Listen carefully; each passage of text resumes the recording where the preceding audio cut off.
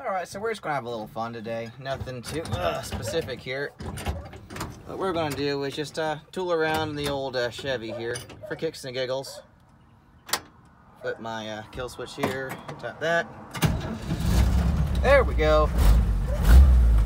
Like a champion.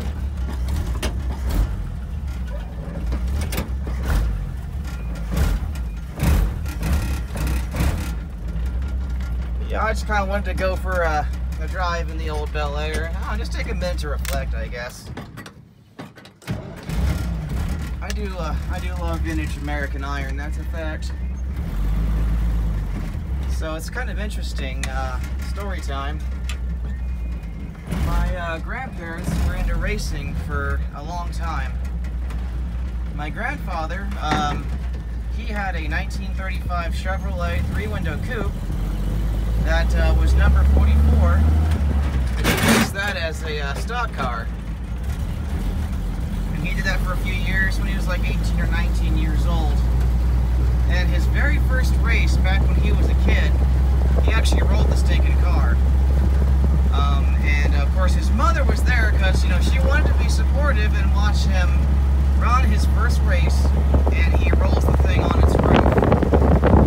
What he told me was the reason he walked out of that accident is because he didn't grab the door handle as his car was rolling over. He kept his hands on the steering wheel. He had a buddy who grabbed onto the door as the car was rolling over and knocked his fingers off. But he became a lover of vintage American cars at a very early age. I guess they weren't vintage back then, but old beaters. And he was in the Navy. He was at somewhat of a risk for being drafted during the Korean War. And he joined the Navy back in the early 50s. And he was supposed to get sent out on one deployment, and he got into a car accident. Somebody rear-ended him, and he went to the recruiter and talked about what happened. Now that he's got some legal issues to deal with, so they delayed his. Sorry, it wasn't deployment, but he's going to send off to boot camp, and they delayed that for 2 weeks. And during that time frame, he met my grandmother. Crazy, crazy, miraculous, right? So because he got rear-ended by somebody and got in a car accident, he managed to meet my grandmother, and they've been married for 60 years. And they have been together ever since. They're beautiful people. So my grandfather, you know, being a lover of cars, managed to get my grandmother into the sport. Now after they got married, the first new car that they bought together was a 1956 Chevy, which is what I happen to be driving right now. It's kind of why I jumped at the opportunity to get this car. And my grandfather, being an excellent mechanic, took that Chevy, put, you know, two four-barrel carburetors on it, you know, I think he put a Corvette cam in it, you know, did all that good stuff. And it's really souped it up. And my grandmother would actually go and take it drag racing, which is just really awesome. So my grandmother loved her 56, and she would race that, and she won a few times too, which is pretty cool. And they're just kind of a pair. They were meant for each other. You know, time went on, they had a kid, my mom, and eventually Ray got out of racing, but he continued as a mechanic. He worked at the Ford Motor Company for 33 years, and retired from there. And he's still alive to this day, and I'm grateful to God for that, because he's a great person. And I love to show him these YouTube videos and all the stuff I'm working on. My grandmother too, I call her on the phone probably 3 times a week. And she's absolutely loving what I've done with this old Bel Air, because it's kind of, you know, making her feel young again, you know? So yeah, I'm kind of keeping the tradition alive with my grandparents, because the whole thing that got me into cars in the first place was my grandfather, Ray. Because he was a hot rodder from back in the glory days before there even was such a thing as NASCAR. And I grew up listening to his stories, and I just kind of became a passion of mine, and I've met so many cool people as a result of the hobby. And it's been a lot of fun. It's been an awesome journey. You know, and I've bought and sold cars, made money, lost money, you know, but I don't regret any of it. been a wonderful experience so far, and getting into the YouTube community and meeting people. A lot of people are really nice. They are more than happy to give you information, like if you're trying to work on a project and they got knowledge that you don't have, they'll share it with you. It's great. So yeah, it's just, it's nice to be a part of a large group of people that are generally pretty nice.